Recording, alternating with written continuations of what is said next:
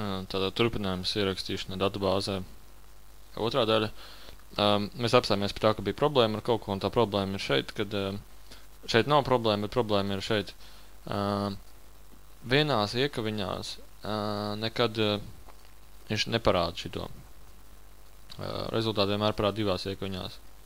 Teiksim, ja būtu šādi uzrādīts, cenš parādīt. Savādāk viņš rāda tikai tieši to pašu. Viņš neaizvieto viņu ar manu paroli, bet viņš aizvieto viņu ar vienkārši ar to pašu vārdu. Tāpēc viens variants ir uzrakstīt šādi. Tāpat nav nozīmes. Un ar šito var tieši tāpat uztaisīt. Un viņš vienkārši ar datubāzi nesavienojās. Un tagad ieliekot informāciju serverī, saglabājot, viņš parāda rezultātus 1 un 2. Tas ir 1 un 2. Šito 1 un 2 viņš parāda. Viņš parāda abus vienā rindā. Viņš rāda abus vienā rindā, tāpēc, ka mēs neesam uztaisījuši break. Tas nozīmē jaunā rindā vai vienkārši tas pats, kas notiek piespiežot enter. Un tad mēs ielādēsim serverī un pastīsimies, kas notiek. Tagad ir katrs savā rindā. Nākošais man nepatīk, kad viņš ir katrs savā rindā un otrs viņš ir kaut kur nevajag viņam būt. Vienkārši ir uztaisīt 2 līgan vienāds center un 2 tieši tāpat. Tātad sākās nodalījums, kas saucās 2, tags vienalga, un viņa novietojums ir centrā, un te viņš beidzās. Tad viņš ietver visu to informāciju. Saglabāsim serverī, un tagad visi cipari ir tieši smuki centrā, un ar viņiem ir 2 lielas atstarpes, ļoti labi. Tagad es gribu, lai rezultāti rādās nevis viens zem otra, bet es gribu, lai viņi smuki tabulā rādās arī tie rezultāti, kas ir tur, kur ir cipari. Ir jāsāk rakstīt tabulu. Tabula ir echo table platums būs likam kaut 500 pikseļus. Tātad TR, šis nozīmē, ka sāksies tagad tabula. TR apzīmē līniju. Līnija. Tātad tagad būs jauna līnija. Bet viņš ir šitajā tāgā iekšā. Šitien man viņa nevajadzēs. Man vajag jau, lai jauna, te viņš būs 1, un te visu laiku pildīsies informācija, kas vēl ir. 10 informācijas varēs piepildīties. Jaunā līnija beigsies. Viņi būs katrs uz leju. Tad liekam, ka katrs ieraksts būs jaunā līnijā. Viņš būs nevis šādi, katrs ieraksts uz leju, bet viņš būs šādi, un augšas ieraksts būs šādi, un augšas ieraksts būs šādi. Tāpēc liksim te jauna līnija, un jauna līnija beidzās. Tā, ļoti labi. Un tabula beigsies pašā apakšā. Table. Tā, tabula beigsies te. Tad viņi te sākās, un viņi te beidzās. Tad viņš jaunas tabulas netaisīs, viņš taisīs tie pašā tabulā ieraksts līnijās. Tagad nākošais ir, es gribu, lai katrs ieraksts tur ir ID un rezultāts un datums. To, ko mēs uztaisījām iepriekšējā nodarbībā. ID, rezultāts un datums. Un šī tādā līnija ir. Vajag, lai viņš tāpat arī nodalās viens otram blakus. Tātad. Pirmais. Laukumiņš kolonu uz leju. TD. Un TD beigsies. Tas ir pirmais. Tātad otrais būs rezultāts. Un trešais laukumiņš būs datums. Tālāk. Liksim, lai abi centrā ir. Un rezultāts bija, kā mēs nosaucām. Tā arī nosaucam rezultātu. Labāk nokopēt vienmēr, jo tad zin, ka kļūdas nepieļaus un nebūs ilgi problēma jāmeklē. Rezultāts un datums. Datums. Tā, niekopēsim te pagaidām. Izgriezīsim ārā. Tātad, ko viņš tagad dara? Ieraksti ir visa šitā garā dēsa, kas dabūna visus ieraksts no datubāzes 10 ieraksts. Tagad viņš ņem, kamēr būs ieraksts, viņš rādīs visu laiku šito pašu. Tātad, viņš dara tā.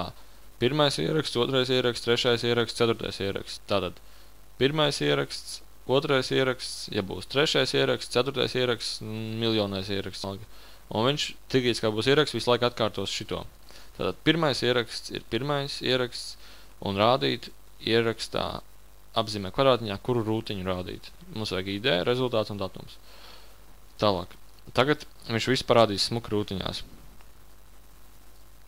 Tā mēs jau 5 minūtes palikušas. Tā, viss redz ļoti smuku rūtiņās, bet viņš atkal nav centrā. Man vajag, lai viņš ir smuku centrā. Tātad man tabulu vajag nocentrēt. 2, līga un vienāds center. Un tieši tāpat ar 2 te beigās. 2, tā, un tagad ielādējam iekšā, pastamies, kas notiek, refrešosim.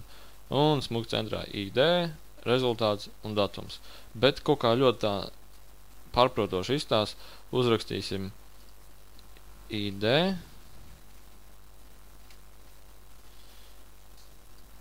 rezultāts, un datums. Ups.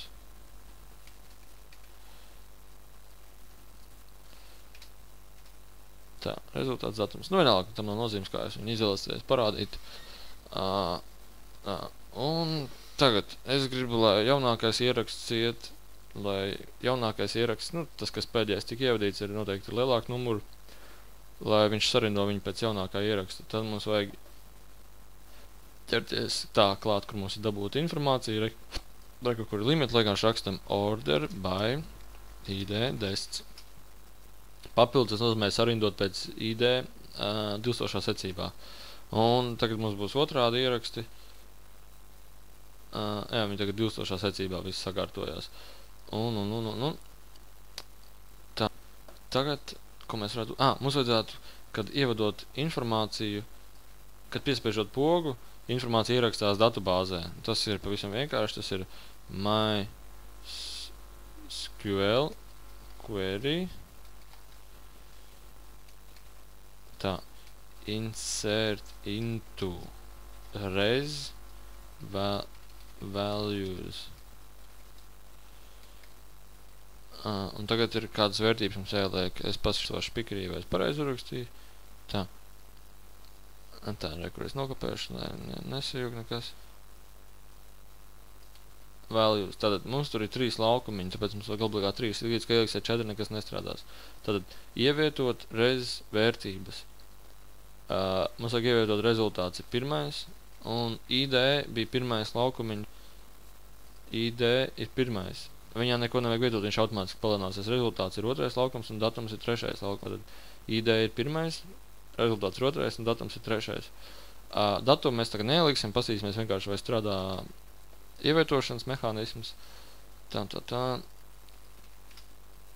Ievietojās 3.5, ieliksim kaut kāds 6,000. Ieliksim uzreiz kaut kādu 1 000 000. Tā, nu redot strādā, bet tā būtu diezgan nesmuka pajūka. Es nezinu, vai es domāju, ka ir vajadzība tagad to labot. Galvenais redzēt, kad informācija strādā. To pēc tam sataisīsim. Tagad ir jāuzliekas, lai datums ieliekas iekšā. Kā uztaisīt, lai datums ieliekas. Datums ir šitas laukums. Mums ir jādabūna datums. To pastīsimies manā tā datums. Datums. Vienāds date.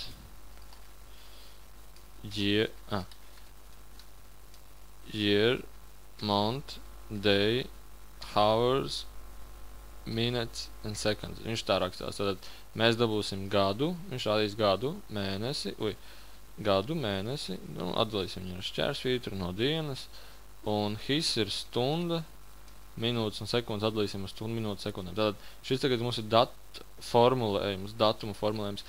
Es parasti to darīju tā, ka es neformulētu viņas, bet vienkārši smukumu pēc ieliksim, lai ievieto smuku datumu iekšā, jo viņi pēc tam būs grūti lietot. Piemēram, tu gribēsi skaidīt laiku vai neskaidīt, un tad šitie mēsli pa vidu traucēs. Nu, it kā var jau viņas atnot ar PHP kodu, bet jo vienkāršāk, jo labāk. Tad rekur datumu, viņš ievietoja Tuesday. Tas vienkārši tāpēc, ka man bija mazais dienas burts, ja likt lielo dienas burts, tad viņš likt arī datumu. Tad viņš tika aizpildīts otrdien 8:20, bet tas ir server laiks, tas ir nevis tavu datoru laiks, bet tas ir server laiks, un tu esi pierēģini klāt, un viņš te katru sekundu kaut ko klāt rēķinās. Un tam līdzīgi. Ko es gribētu tagad izdarīt? Tā, laiks beidzās, jābeidz.